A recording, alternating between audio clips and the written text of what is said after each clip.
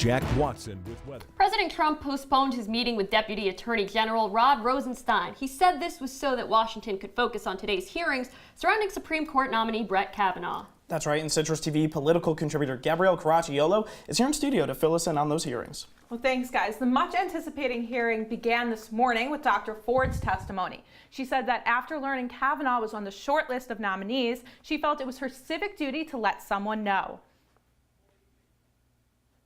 With what degree of certainty do you believe Brett Kavanaugh assaulted you? 100%. 100%. And now Judge Kavanaugh is still currently testifying before the committee. He said at the beginning of his testimony, he presented calendars as evidence showing that he was out of town or at other events on the majority of the weekends in the summer of 1982. You may defeat me in the final vote, but you'll never get me to quit. Never.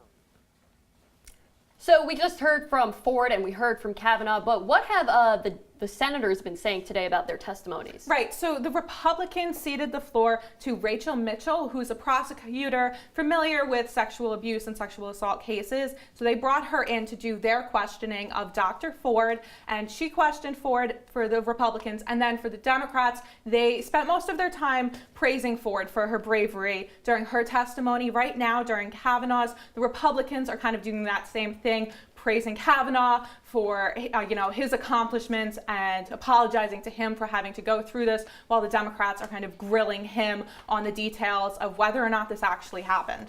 All right, thanks so much, Gabrielle.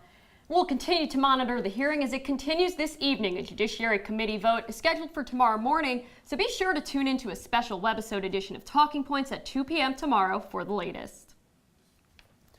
Tensions between President Trump and China are on the rise. President Trump claimed last night that China is working to interfere in November's midterm elections, adding